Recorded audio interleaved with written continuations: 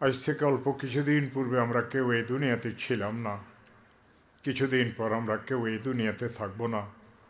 এই দুনিয়াতে আসার পূর্বে আমাদের অবস্থান ছিল রুহের জগতে। যতদিন থাকার ছিল ততদিন আমরা রুহের জগতে ছিলাম। মওলাই করিমের হুকুম মতো আমরা এসেছিলাম আমাদের মায়ের পেটে।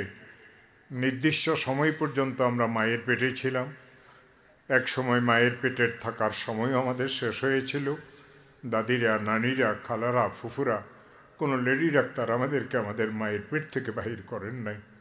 কোরআন এই কথা সাক্ষী দেয়, আল্লাহু আখরাজাকুম মিন বুতুনি উম্মাহাতিকুম লা তা'লামুনা শাইআ।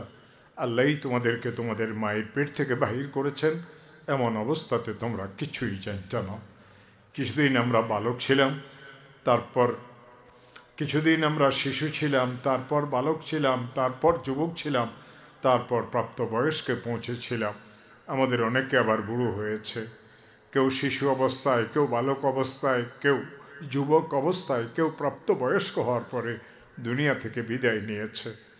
আমরা যারা বুড়োরা আছি, আমরা বিদায়ের অপেক্ষায় আছি। আমরা কেউ জানি না কখন যাব। আমরা কেউ জানি না কোন জমিনে আমাদের মৃত্যু হবে। আমরা কেউ জানি না কী অবস্থাতে আমাদের মৃত্যু হবে।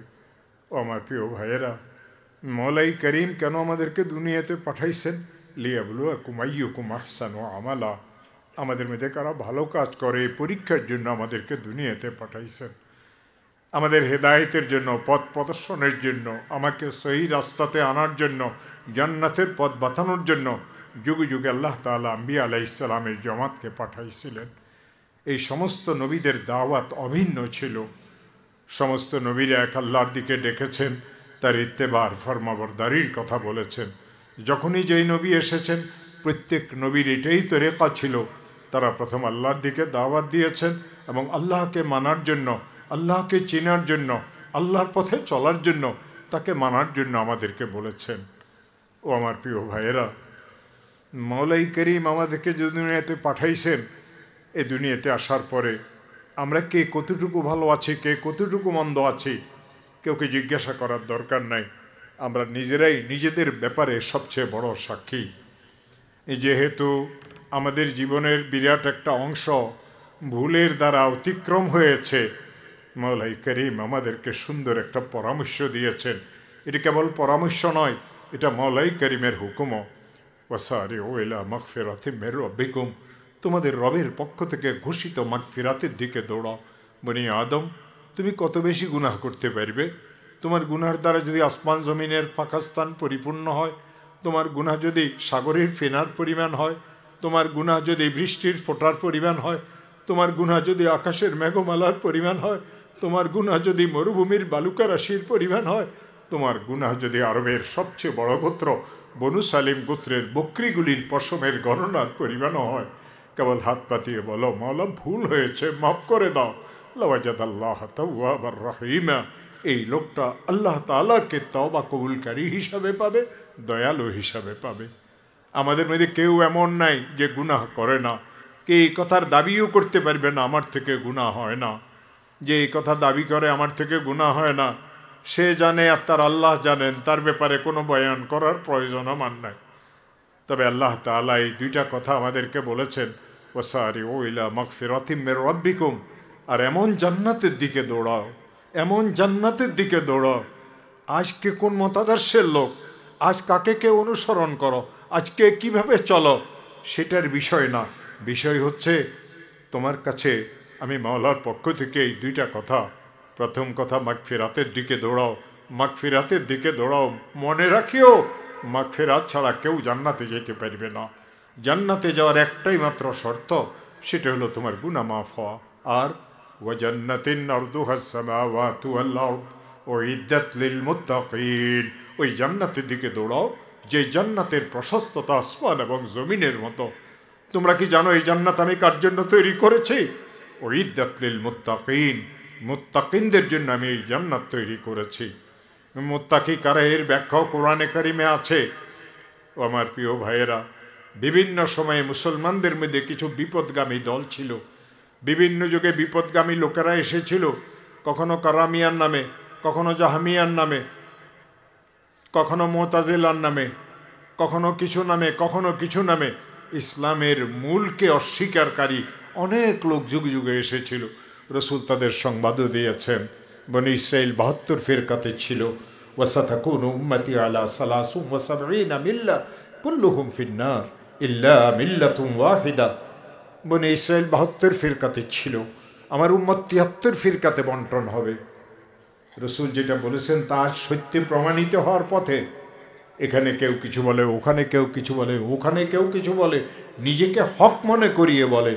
কিন্তু রসুল কি বলেছেন সাল্লাল্লাহু আলাইহি ওয়াসাল্লাম? যে বলে আল্লাহকে মানি, রসুলকে মানি না, ও তো মুসলমান না। যে বলে কোরআনকে মানি, হাদিসকে মানি না, সে তো মুসলমান না। কারণ লা ইলাহা ইল্লাল্লাহ মুহাম্মাদুর রাসূলুল্লাহর নামই তো কালমা। কেউ লা ইলাহা ইল্লাল্লাহ মানিয়ে যদি মুহাম্মাদুর রাসূলুল্লাহকে অস্বীকার করে, মুহাম্মাদুর রাসূলুল্লাহর হাদিসকে অস্বীকার করে, সে তো পরিপূর্ণভাবে মুহাম্মাদুর রাসূলুল্লাহকে মানল না। মুহাম্মদ সাল্লাল্লাহু আলাইহি ওয়াসাল্লাম তো দুইটা বলেছেন, আমাকেও মানো, আমার আল্লাহকেও মানো, আল্লাহকেও মানো, রসুলকেও মানো, কোরআনকেও মানো, হাদিসকেও মানো। আর কলমা শরীফের তো এই দুইটা অংশ, লা ইলাহা ইল্লাল্লাহ মুহাম্মাদুর রাসূলুল্লাহ। এক অংশকে মানি, আরেক অংশকে কেন ছাড়বে? মানলে দুই অংশকে মানতে হবে। আর যদি না মানো তো দুইটাকে অস্বীকার করো। আর যদি কেউ দুইটাকে না মানিয়ে কেবল একটাকে মানিয়ে খাঁটি মুসলমান হওয়ার দাবি করে, তো রাসূল আকরাম সাল্লাল্লাহু আলাইহি ওয়াসাল্লামের ভাষ্য মতে এই লোকটা খাঁটি মুসলমান না। রাসূল বলেন মুসলমান না, তুমি নিজেকে মুসলমানের দাবি করো। তুমি সত্যবাদী না রাসূল সত্যবাদী? তুমি সত্যবাদী না আল্লাহ সত্যবাদী? কোরআন কি এই কথা আমাদেরকে বলে নাই? ওমান আসতাকু মিনাল্লাহি হাদিসা। কোরআন কি এই কথা আমাদেরকে বলে নাই? ওমান আসতাকু মিনাল্লাহি কিলা। কোরআন কি এই কথা আমাদেরকে বলে নাই? কুল সাদাকাল্লাহ। ও আমার প্রিয় ভাইয়েরা, রাসূল পাক সাল্লাল্লাহু আলাইহি ওয়াসাল্লামের সাথে তোমার এত দুশ্মনী কেন? রসুল কি ক্ষতি করেছেন? রসুল কি অপরাধ করেছেন? এই রসুলই তো এই কোরআনের কথা বলেছেন, রসুলই তো হাদিসের কথা বলেছেন। আল্লাহর কথাকে মানিয়ে রসুলের কথাকে কেন অস্বীকার করো? রসুল যদি আল্লাহর কথা আমাদেরকে না বলতেন আমরা কিভাবে জানতাম? বুঝা গেল আল্লাহ তাআলা কেবল রসুলকে এই জন্য পাঠান নাই, তিনি আল্লাহর কথাই বলবেন, সাথে সাথে তিনি তার কথা মানার কথা বলেছেন। কেন বলেছেন? কোরআনের আরেক আয়াতে আছে, লাকাদ মান্নাল্লাহু আলাল মুমিনিন ইয বাআসা ফীহিম রাসূলা ইয়াতলু আলাইহিম আয়াতিহি ওয়া ইউযাক্কিহিম ওয়া ইউআল্লিমুহুমুল কিতাবা ওয়াল হিকমা। আল্লাহর সাথে তো আমাদের কারো কথা হয় নাই। কোন পথে গেলে জান্নাতে যাব আল্লাহ আমাদেরকে সরাসরি জানান নাই, রসুলের মাধ্যমে জানাইছেন। অতএব আজ যদি আমাকে জান্নাতের পথকে বাছিয়ে নিতে হয় তো রসুলের মাধ্যমেই জান্নাতের পথকে বাছিয়ে নিতে হবে। লাকাদ মান্নাল্লাহু আলাল মুমিনিন ইয বাআসা ফীহিম রাসূলা ইয়াতলু আলাইহিম আয়াতি। রসুল যে কাজগুলি করতেন তার মধ্যে একটা কাজ কোরআনে কারীমের তেলাওয়াত করতেন। আজ অনেক বিপদগামী লোকেরা বলে আমরা এই কোরআনকে মানি, হাদিসকে মানি না। আমি বলি বহু কুলাঙ্গার আছে যারা এই কোরআনকেই মানে না। তো তোমার মধ্যে আর তার মধ্যে কোনো বেশ কম নাই। আজ যদি কেউ এই কথা বলে আল্লাহকে মানি না, তো আমি আশ্চর্য হই না। কেন সে বলে আল্লাহকে মানি না? কেন মানুষ না? যাকে দেখি না তাকে মানি না। তোমার আল্লাহকে দেখি না এই জন্য মানি না। তাই বলি এ গাধার গাধা, তুই তো আমেরিকা দেখোস নাই, কেন মানুষ আমেরিকাকে?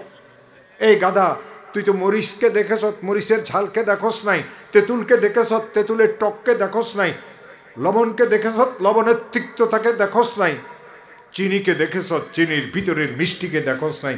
মিষ্টি কি সাদা না কালো? তবে কেন মিষ্টিকে মানুষ?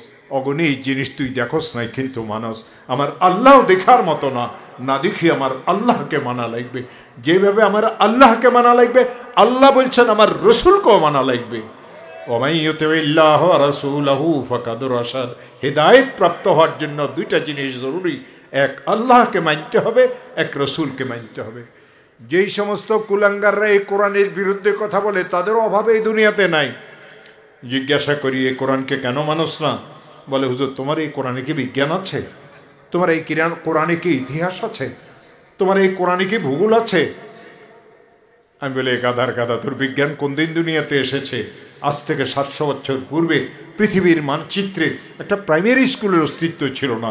বিজ্ঞান যদি তোর প্রাইমারি স্কুলে পড়ানো হয়, হাই স্কুল আর কলেজ ইউনিভার্সিটিতে পড়ানো হয়, তুই আমাকে উত্তর দে, যেই যুগে দুনিয়াতে প্রাইমারি স্কুল ছিল না, হাই স্কুল আর কলেজ আর ইউনিভার্সিটির অস্তিত্ব তখন কোথায় ছিল?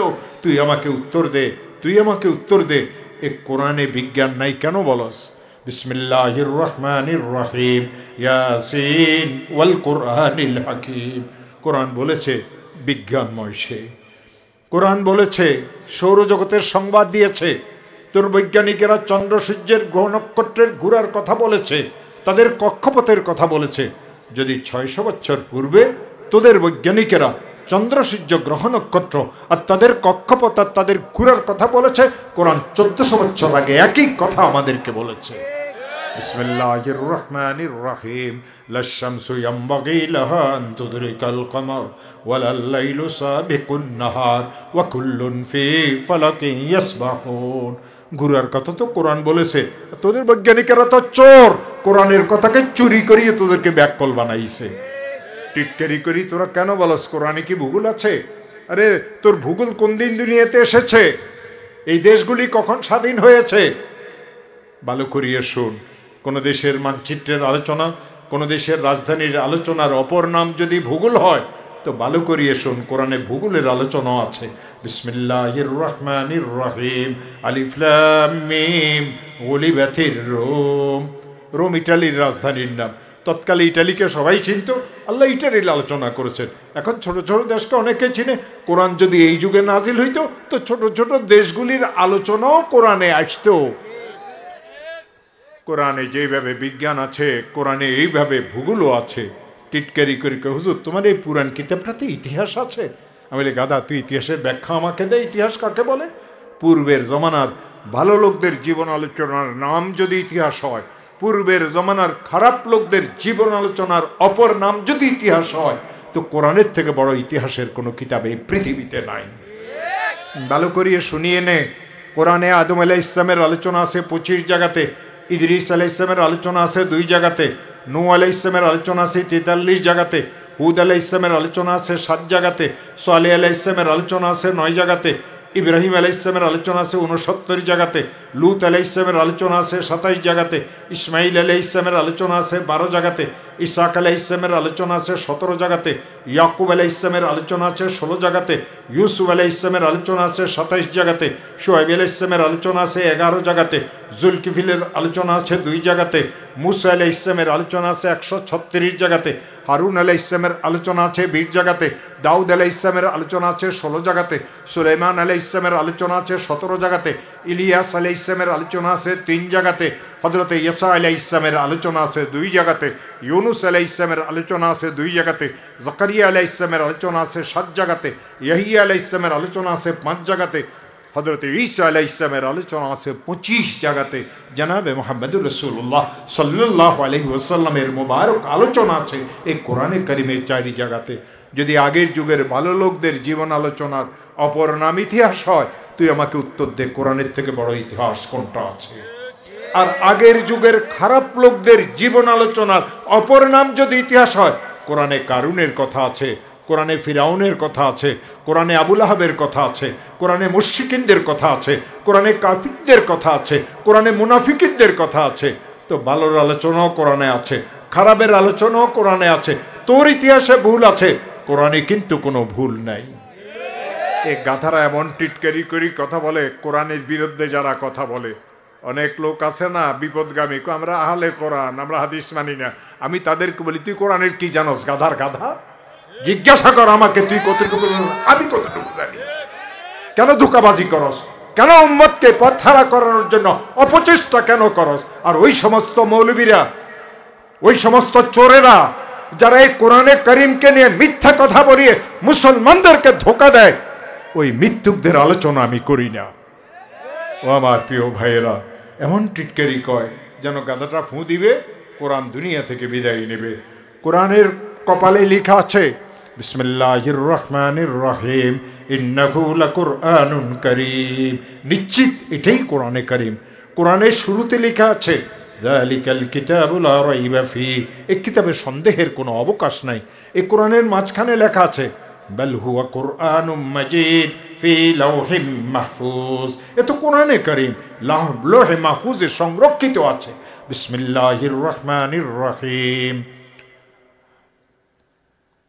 ইন্না নাহনু بل هو قرآن مجيد في لوح محفوظ بسم الله الرحمن الرحيم تنزيل من رب العالمين এত রব্বুল আলামিনের পক্ষ থেকে নাজিলকৃত আর বিসমিল্লাহির রহমানির রহিম লা ইয়ামাসসুহু ইল্লাল মুতাহহারুন পুতুতা পবিত্রতা ছাড়া কেউ কোরআনে হাত লাগাইতে পারবে না কোরআনে এই কথা আছে বিসমিল্লাহির রহমানির রহিম ইন্না নাহনু নাযালনা যিকরা ওয়া ইন্না লাহু লাহাফিজুন এই নসিহতের কথাকে আমি আল্লাহ নাজিল করেছি এই কোরআনের হেফাজতের জিম্মাদার আমি আল্লাহ আল্লাহ ছিলেন কোরআন ছিল আল্লাহ আছেন কোরআন আছে আল্লাহ থাকবেন কোরআন থাকবে নাস্তিক মুরতাদদের আস্ফলনের কারণে কোরআন কোনোদিন দুনিয়া থেকে বিদায় হবে না ও আমার প্রিয় ভাইরা যেইভাবে আল্লাহর কোরআন দুনিয়াতে থাকবে আল্লাহর কোরআনের প্রথম ঘোষণাকারী মুহাম্মদুর রাসূলুল্লাহর নামও দুনিয়াতে থাকবে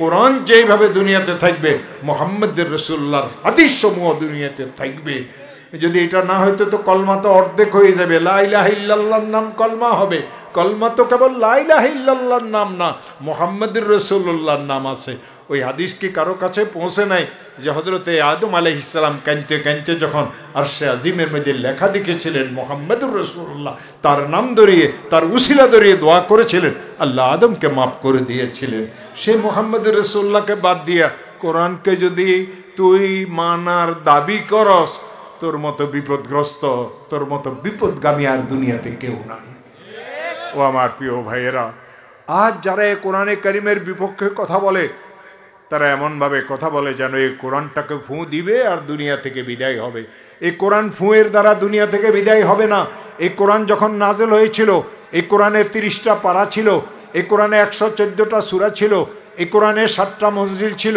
এই কোরআনে 540টা রুকু ছিল এই কোরআনে 4টা সাক্তার আয়াত ছিল এই কোরআনে 80টা ওয়াকফে লাজেম ছিল এই কোরআনে 1770টা মত ছিল এই কোরআনে 86টা মক্কি সূরা ছিল এই কোরআনে 28টা মাদানী সূরা ছিল এই কোরআনে 76250টা বাক্য ছিল মতান্তরে 6666 কেনা আয়াতে কোরআনে কারিমে ছিল এই কোরআনে কারিমে 3,22,671টা অক্ষর ছিল এই কোরআনে কারিমে 1,05,680টা নুক্তা ছিল এই কোরআনে কারিমে 1,05,680টা নুক্তা ছিল এই কোরআনে কারিমে 93,729টা হরকত ছিল এই কোরআনে কারিমে 45,843টা জবর ছিল এই কোরআনে কারিমে 4,957টা জের ছিল এই কোরআনে কারিমে 8,804টা পেশ ছিল এই কোরআনে কারিমে 1,253টা তাসদীদ ছিল এই কোরআনে কারিমে 28টা হুরুফে মুকাত্তাআত ছিল মতান্তরে এই কোরআনে কারিমে 493 অথবা 497 খানা হুকুম হাকামের আয়াত ছিল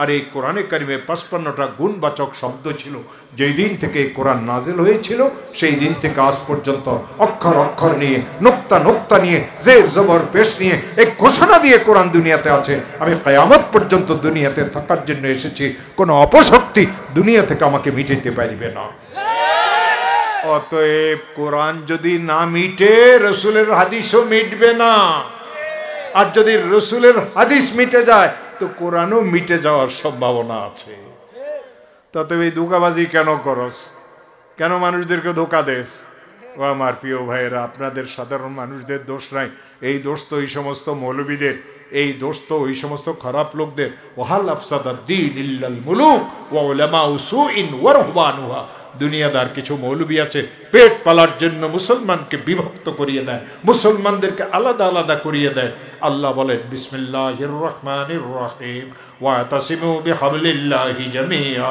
ওয়ালা তাফাররাকু রাসূল বলেন ওয়ালা তাবাগাদু ওয়ালা তাদাবারু ওয়া কুনু ইবাদাল্লাহি ইখওয়ানা ভাই ভাই হয়ে থাকিও ঝগড়া করিও না ভাই ভাই হয়ে থাকিও মতবিরোধ করিও না ভাই ভাই হয়ে থাকিও ভিন্ন হইও না আলাদা হইও না এক অন্যের বিরুদ্ধে কাদা ছড়াছড়ি করিও না কোরআন কো মানো হাদিস কো মানো আল্লাহ কো মানো রসুল কো মানো আল্লাহকে মানিয়ে যদি রসুলকে কেউ না মানার তো দেখায় সে আল্লাহকে মানে না আর রসুলকে মানার দাবি করিয়ে কেউ যদি আল্লাহকে না মানার কথা বলে ও তো আল্লাহকে মানে না মানে না মানে না ও আমার প্রিয় ভাইরা কয়টা ওয়াজ আমি করব আমার আল্লাহ বলেন وسارعوا إلى مغفرة من ربكم وجنة أرضها السماوات والأرض أعدت মুত্তাকিনদের জন্য আমি জান্নাত তৈরি করেছি।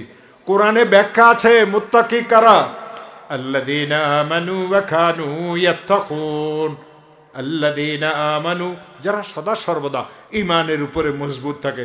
যে ঈমানের উপরে মজবুত থাকে সে কিয়ামতে বিশ্বাস করে, যে কিয়ামত ঈমানের উপর মজবুত থাকে সে রাসূলকে বিশ্বাস করে, যে কিয়ামত ঈমানের উপরে বিশ্বাস করে, আল্লাহকে বিশ্বাস করে, ঈমানে মুফাসসালের মধ্যে যা বলা হয়েছে সব সে বিশ্বাস করে। কিছু মানে কিছু মানবে না, এটা তো কোনোদিন সম্ভব না। ইঞ্জেকশন ভিতরে ঢুকাইতে হলে সিরিঞ্জের ভিতরে ওষুধ লাগবে, শুধু গাঁথি দিলে তোর শরীর ভালো হইল না। আর যেটা ঔষধ সেটা হইল মুহাম্মদুর রাসূলুল্লাহ সাল্লাল্লাহু আলাইহি ওয়াসাল্লামের তরিকা। সেটা কার তরিকা? মুহাম্মদুর রাসূলুল্লাহ সাল্লাল্লাহু আলাইহি ওয়াসাল্লামের তরিকা। আল্লাহ তাআলা বলেন তোমরা ওই মাগফিরাতের দিকে দৌড়াও, যে মাগফিরাতের ঘোষণা তোমাদের রবের পক্ষ থেকে দেওয়া হয়েছে। ওই জান্নাতের দিকে দৌড়াও, যে জান্নাতের প্রশস্ততা আসমান এবং জমিনের থেকে জমিনের মতো। আর এই জান্নাত তৈরি করা হয়েছে মুত্তাকিনদের জন্য। মুত্তাকি কারা জানো? আলা ইন্না আউলিয়া আল্লাহি লা খাউফুন আলাইহিম ওয়ালা হুম ইয়াহজানুন আল্লাযীনা আমানু ওয়া কানু ইয়াত্তাকুন লাহুমুল বুশরা ফিল হায়াতিদ দুনিয়া ওয়া ফিল আখিরা লা তাবদীলা লিকালিমাতিল্লাহ যালিকা হুয়াল ফাওজুল আযীম। আল্লাহ তো কোরআনের মধ্যে পরিষ্কার মানছে বলছেন, তো কোরআন মানলে তো তোকে রসুলকে মানা লাগবো। কোরআন যদি অস্বীকার করস তাই তুই রসুলকে অস্বীকার করবি। ও আমার প্রিয় ভাইরা, কয়টা ফিতনার কথা বলবো? রসুল তো ৭৩টার কথা বলছেন, একটা দুইটা না, এখন প্রায় ৬৩টার কাছাকাছি ফিতনা এই উম্মতের উপরে আসিয়ে গেছে। আর 10টা বাকি। কিয়ামত অতি সন্নিকট। রসুল বলেছেন কিয়ামত যখন কাছে আসবে সন্তানেরা মা বাবার সাথে দুর্ব্যবহার করবে, হচ্ছে। কিয়ামত যখন কাছে আসবে সন্তানেরা মায়ের সাথে দুর্ব্যবহার করবে, স্ত্রীর সাথে সুন্দর ব্যবহার করবে, আসিয়ে গেছে। কিয়ামত যখন কাছে আসবে মহিলারা রাস্তায় নামিয়ে যাবে, আসিয়ে গেছে। কিয়ামত যখন কায়েম হবে কাছে আসবে ও মাসাজিদুহুম আমিরাতুন ওয়া হিয়া খারাবুন আনিল হুদা, মসজিদগুলি কারুকার্য খচিত হয়ে যাবে, হেদায়েতের থেকে মসজিদ খালি হয়ে যাবে।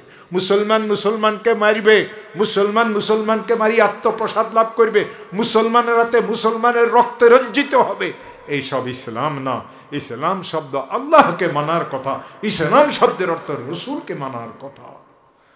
ও আমার প্রিয় ভাইয়েরা, এই আয়াতের তর্জমা তাফসীর আমি করুন না, শুধু দুইটা ছোট্ট কথা বলবো। একটা কথা রসুলের খানদানের কথা, আরেকটা কথা বলবো আমাদের বড় মাদ্রাসাগুলিতে একটা কিতাব পড়ানো হয়। এই কিতাবের নাম সরলা কায়দান নাসাফি। বেশ কঠিন কিতাব, সব হুজুর আল্লাহর রহমত পড়াইতে পারে না, সব ছাত্ররাও বিষয়বস্তু বুঝে না, মাথা ঢুলাইতে ঢুলাইতে বছর কাটিয়ে যায়, পরীক্ষাতে কেউ ফেলও করে না। ও আমার প্রিয় ভাইয়েরা, এই কিতাবের বিশদ ব্যাখ্যা যিনি লিখেছিলেন তার নাম ছিল আবু হাফস ওমর। একসময় তার ইন্তেকাল হয়, সবাই মারা যাবে, তিনিও মারা গেলেন। লোকেরা জানাজা পড়িয়ে দাফন করিয়ে দিয়েছে, সবাই জানাজা হবে, সবাই দাফন হবে। ইন্তেকালের রাত্রে তার একজন ছাত্র তাকে স্বপ্নে দেখে জিজ্ঞাসা করেছিলেন, উস্তাদ জি, আল্লাহ তাআলা আপনার সাথে কি ব্যবহার করেছেন?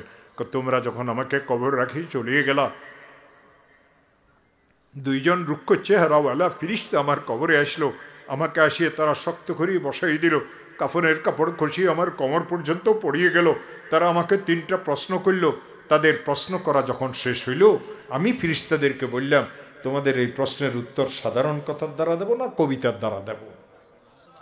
ফেরেশতারা আমার চেহারার দিকে দেখে আর একে অন্যকে বলে, আরে এ কেমন মুর্দার, মুর্দার কবরে আসি ভয়ে অস্থির হয়ে যায়, এ আমাদেরকে জিজ্ঞাসা করে কবিতার দ্বারা উত্তর দিবে না গদ্যের দ্বারা না পদ্যের দ্বারা?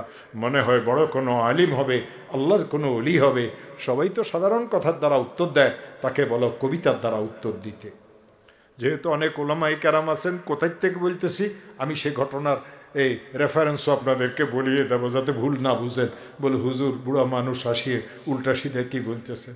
ওই যে জামিলের হুজুর আসছেন না, একটু পরিচয় হয়েছে, দেখলাম উনি আমার 10 বছর পরে মৌলানা হয়েছেন। উজানির পীর আমার 18 বছর পরে মৌলানা হয়েছে। হাবিজ যে ছেলে মৌলানা আতাউল্লাহ আমার 14 বছর পরে মৌলানা হয়েছে। মৌলানা জুনাইদ বাবুনগরী রহমতুল্লাহ আমার 2 বছর পরে মৌলানা হয়েছে। আমি ওয়াজও করতে পারি, বুখারী শরীফও পড়াইতে পারি, কিন্তু এখান থেকে নিচে নামতে পারি না, ল্যাংড়া মানুষ। গাড়িতে আমাকে ধরেই উঠাইতে হয়, নামাইতে আমাকে ধরেই নামাইতে হয়, একটু হাঁটিয়ে গেলে আমি হয়রান হয়ে যাই। প্রত্যেক দিন 44 ইউনিট ইনসুলিন আমাকে নেওয়া লাগে।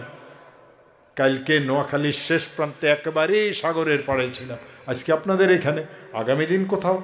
এক এক দিন এক এক জায়গাতে যাওয়া লাগে। আল্লাহ নিয়ে যান, আল্লাহ শক্তি দিয়েছেন সফর করার জন্য, সফর করতেছি। যখন আল্লাহ এই শক্তি নিয়ে যাবেন, আমি না, আমার থেকে বড় যদি কেউ হসেই পাইবে না। ফেরেশতারা আমাকে জিজ্ঞাসা করে, মান রব্বুকা? আমি কবিতার প্রথম লাইনের দ্বারা উত্তর দিলাম, রব্বি আল্লাহু লা ইলাহা সিওয়াহু। ও ফেরেশতারা, আমি আমার রবকে ভুলি নেই, আমার রব তো আমার আল্লাহ, আমার রব আমার আল্লাহ।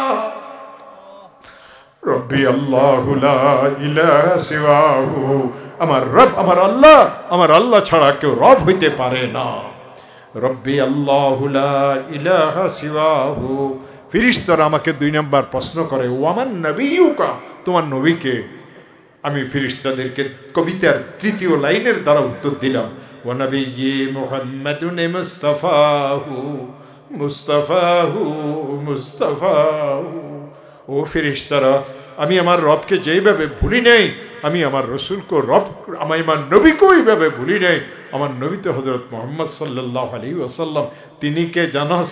মুস্তাফাহু, সর্বগুণে গুণান্বিত আল্লাহর পক্ষ থেকে। মুস্তাফাহু, সর্বসম্মানে সম্মানিত আল্লাহর পক্ষ থেকে। মুস্তাফাহু, ইমামুল আম্বিয়ার কিতাবপ্রাপ্ত আল্লাহর পক্ষ থেকে।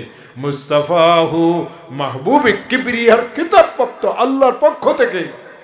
ওয়া নবিয়্যি মুহাম্মাদুন মুস্তাফাহু মুস্তাফাহু মুস্তাফাহু। ও ফেরেশতারা, তোরা মুস্তাফাহু কি কাকে বলে চিনস? এই সপ্তবক আসমান জমিনকে এক পাল্লাতে রাখিয়ে দে, আরশ কুরসিকেও সেই পাল্লাতে রাখিয়ে দে, সমস্ত নবী রাসূলদেরকেও সেই পাল্লাতে রাখিয়ে দে, সমস্ত আসমানি কিতাব সমূহকে সেই পাল্লাতে রাখিয়ে দে, সমস্ত মুমিনদেরকেও সেই পাল্লাতে রাখিয়ে দে। আরেক পাল্লাতে আমার মাহবুব নবী মুহাম্মদুর রাসূলুল্লাহকে রাখিয়ে দে। মুস্তাফাহু মুস্তাফাহু মুস্তাফাহু, আমার রাসূলের জন্য এই সবগুলির থেকে বেশি হবে। ওয়া নবিয়্যি মুহাম্মাদুন মুস্তাফাহু। ফেরেশতারা আমাকে 3 নম্বর প্রশ্ন করে, ওমা দীনুকা? তোমার ধর্ম কি? আমি ফেরেশতাদেরকে কাঁদি উত্তর দিলাম, ওয়া দীনি আল ইসলাম ওয়া ফি'লি যামিম। ও ফেরেশতারা, ধর্ম তো আমার ইসলাম, কিন্তু ইসলামের কিছু নিয়ে আমি কবরে আসতে পারি নাই, আমার আমল নামা অনেক খারাপ। ওয়া ফি'লি যামিম, যামিম মানে খারাপ। ওয়া দীনি আল ইসলাম ওয়া ফি'লি যামিম। ও ফেরেশতারা, তোমরা আল্লাহর কাছের বান্দা, তোমাদের মাধ্যমে মাওলাই করিমের কাছে আমার 2টা ভিক্ষা চাওয়া আছে। আসসালুল্লাহ আফওয়াহু ওয়া আতাহু। আমি আমার মাওলার কাছে চাই, আমার আল্লাহ যেন আমাকে মাফ করিয়ে দেন। আমি আমার আল্লাহর কাছে আরেকটা ভিক্ষা চাই, মাওলা তার বান্দাদেরকে বড় বড় নিয়ামত দান করবেন। সবচেয়ে বড় নিয়ামত কাউকে জান্নাতুল ফিরদাউসের মালিক বানায় দেওয়া। আমি আমার মালিকের কাছে চাই, আমার মালিক যেন আমাকে জান্নাতুল ফিরদাউসের মালিক বানায় দেন। রব্বি আল্লাহু লা ইলাহা সিওয়াহু ওয়া নবিয়্যি মুহাম্মাদুন মুস্তাফাহু ওয়া দীনি আল ইসলাম ওয়া ফি'লি যামিম। আসআলুল্লাহ আফওয়াহু ওয়া আতাহু। হযরত আবু হাফস ওমর বলেন, আমার 4টা কবিতা শেষ হইল, আমি যেই দিকে চোখ ফেরাই দেখি আমার কবর ততটুকু দূর পর্যন্ত প্রশস্ত হয়ে গেছে। আমি দেখলাম জান্নাতের দিক থেকে ঠান্ডা বাতাসার খুশবু আমার কবরে আসা শুরু হয়েছে। আমার প্রিয় ভাইয়েরা, মুহাম্মদ রাসূলুল্লাহ সাল্লাল্লাহু আলাইহি ওয়াসাল্লামকে না মানিয়ে কেউ আল্লাহ পর্যন্ত পৌঁছতে পারবে না। সিঁড়ি ছাড়া যদি 3 তলার ছাদে উঠতে না পারেন, লিফট ছাড়া যদি 10 তলা পর্যন্ত উঠতে না পারেন, মুহাম্মদ সাল্লাল্লাহু আলাইহি ওয়াসাল্লামকে ছাড়া কিভাবে আল্লাহ পর্যন্ত পৌঁছবেন? হাদিস ছাড়া কিভাবে কোরআন পর্যন্ত পৌঁছবেন? কেন এই কথা মুসলমানের মাথাতে আসে না? রব্বি আল্লাহু লা ইলাহা সিওয়াহু ওয়া নবিয়্যি মুহাম্মাদুন মুস্তাফাহু ওয়া দীনি আল ইসলাম ওয়া ফি'লি যামিম। আসআলুল্লাহ আফওয়াহু ওয়া আতাহু।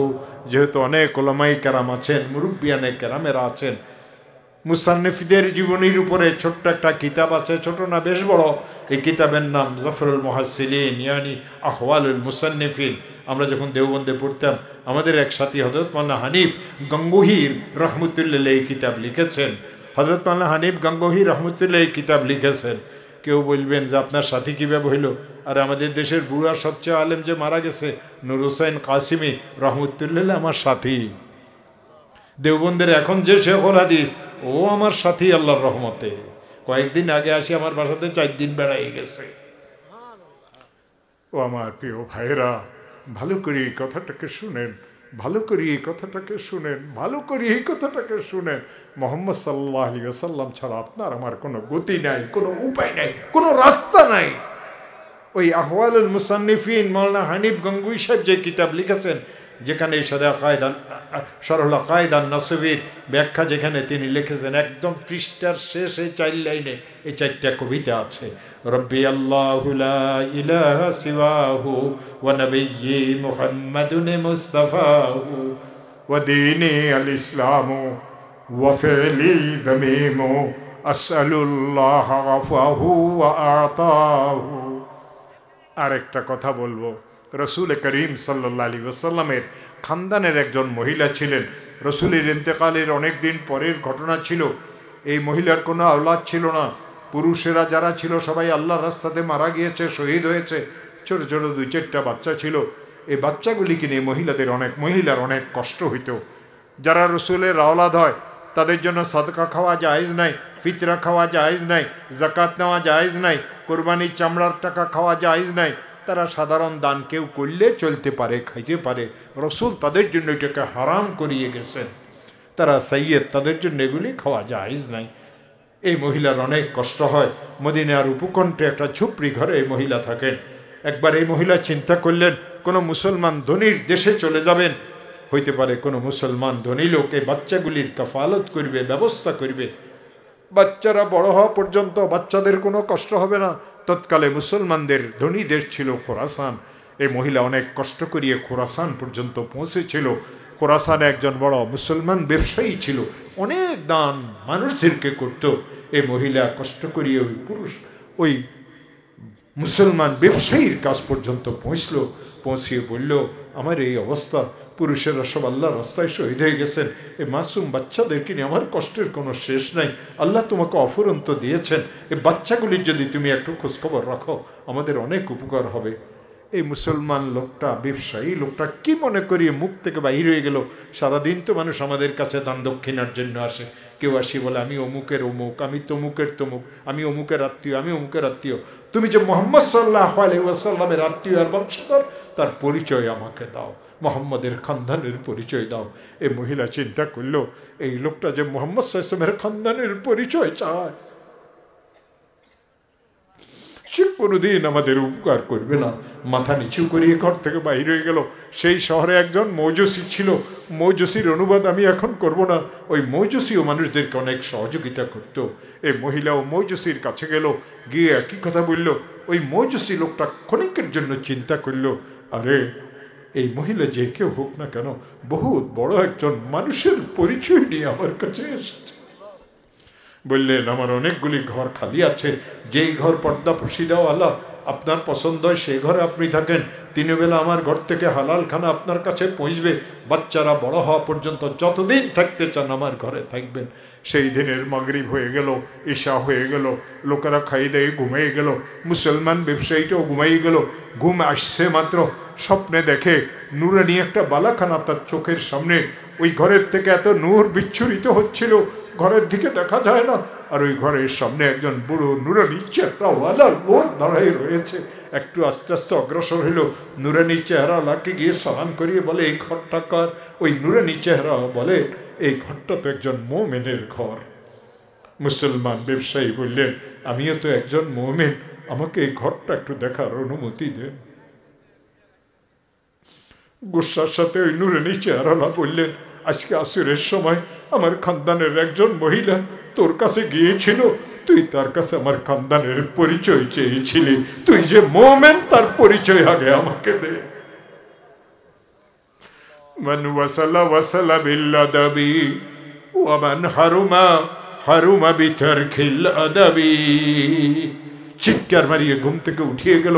অনেক ধনী লোক ছিল, লোকজন অনেক কাজ করত, সবাই দৌড়াই আসলো। মালিকের কি হয়ে গেল, এত জোরে চিৎকার কেন দিল? বললো মেহমান মহিলা কোথায় গিয়েছে, খবর নিয়ে আসো। লোকেরা চারিদিকে ছড়াই পড়লো, খবর নিয়ে আসলো ওই মহিলা মেহমান মজুসির ঘরে গিয়ে আশ্রয় নিয়েছে। বললেন বস্তা ভরিয়ে সোনা দানা নাও, আমাকে সেই ঘরে নিয়ে যাও। মহিলা আমাদের কাছে নিয়ে আসতে হবে, মেহমান সেই ঘরে রাখা যাবে না। সেই ঘরে পৌঁছলো, ঘরের দরজাতে আওয়াজ দিল, একজন লোক আসলো বাইর হয়ে। বললেন মহিলা মেহমান কি তোমার কাছে? বললো হ্যাঁ, মেহমান তো আমার কাছে। বললেন যা চাও তা নাও, যে পরিমাণ চাও সে পরিমাণ নাও, বস্তা ভরিয়ে সোনা দানা নিয়ে এসেছি, মেহমান আমাকে দিয়ে দাও। ওই মজুসি লোকটা বলে যে দরবার থেকে তোমাকে ধাক্কা দেওয়া হয়েছে, যে দরবার থেকে তোমাকে ধুৎকার দেওয়া হয়েছে, ওই দরবারওয়ালা একটু আগে আমার ঘরে তাশরীফ এনেছিলেন। আমি মুসলমান না, আমি তো অগ্নি পূজক মজুসি। তিনি আমার সামনে ইসলামকে পেশ করেছেন। ওয়াকাদ কাবিলতুল ইসলাম বিয়াদিহি শরীফ, আমি তো তার হাতে হাত রাখিয়ে মুসলমান হয়ে গেছি। আমার কাছে আমার হাত থেকে রসুলের হাতের সুঘ্রাণ নে। ওয়াকাদ কাবিলতুল ইসলাম বিয়াদিহি শরীফ, কশিন কালো আমি মেহমান তোকে দেব না, আমি তো মুসলমান। আল্লাহর ওলিরা এই জন্য বলেছেন মান ওয়াসালা ওয়াসালা বিল আদাবি। আপনি যদি আল্লাহ পর্যন্ত পৌঁছতে চান, আপনি যদি আল্লাহ পর্যন্ত পৌঁছতে চান, কোনো পীরের মুরিদ হন, আল্লাহ পর্যন্ত পৌঁছা উদ্দেশ্য। কোনো মজলিসে বয়ান শুনতে যান, আল্লাহ পর্যন্ত পৌঁছা আপনার উদ্দেশ্য। মক্কা শরীফ যান, আল্লাহ পর্যন্ত পৌঁছা আপনার উদ্দেশ্য। রসুলের দরবারে যান, আল্লাহ পর্যন্ত পৌঁছা আপনার উদ্দেশ্য। আল্লাহ পাক তাকে এই উদ্দেশ্যে কামিয়াব করবেন। মান ওয়াসালা ওয়াসালা বিল আদাবি, যে আদবকে শক্ত করিয়ে ধরবে। ওয়ামান হারুমা হারুমা বিতারকিল আদাবি, বঞ্চিত সেই হবে যে আদবকে ছাড়িয়ে দিবে। এবার শুনেন, এই লম্বা ভূমিকা এটা আমার। রসুলের হাদিসের সাথে আল্লাহর কি সম্পর্ক এটা বলি, আমি দোয়া করিয়ে দেব। আমি জানি না আমার পরে আর কেউ আছেন কিনা। আমি আপনি হাদিস মানেন বা না মানেন এটার কথা বলি না, তবে আমি এই হাদিসের সাথে আল্লাহর কি সম্পর্ক এটা আপনাকে বলবো। ইচ্ছা হইলে মানবেন, নইলে অস্বীকার করবেন। আপনি মানলেও আমার কি, অস্বীকার করলেও আমার কি। বুখারী শরীফ হাদিসের সবচেয়ে বড় কিতাব, আসাহুল কিতাব বাদা কিতাবিল্লাহ আল জামিউস সহিহ মুহাম্মদ ইবনে ইসমাঈল আল বুখারী। মান কানা ফি বাইতিহি আল বুখারী আও তিরমিজি ফাকান্নামা ফি বাইতিহি নবিয়্যুন ইয়াতাকাল্লাম। বলা হচ্ছে সবচেয়ে সহি কিতাব কোরআন শরীফের পরে আসমানের নিচে জমিনের উপরে বুখারী শরীফ। যার ঘরে বুখারী শরীফ তিরমিজি শরীফ রাখা আছে, সেই জন্য এই কথা মনে করে তার ঘরে আল্লাহর নবী আছেন, কথা বলতেছে। বুখারী শরীফের প্রথম হাদিসের প্রথম টুকরা কি, ইন্নামাল আমালু বিন্নিয়াত। আমি যদি আপনাকে এই টুকরা শোনাই, আমার হাতে আল্লাহর কোরআন আছে, এই কোরআনকে মাথায় নিয়ে তুমি কোরআনের দাবি করো, আমি তো কোরআনকে মাথায় নিয়ে কথা বলি। তুমি কোরআনের দাবি করো, আমি কোরআনকে বুকে নিয়ে কথা বলি। তুমি কোরআনের দাবি করো, আমি কোরআনকে চুমু দিয়ে কথা বলি।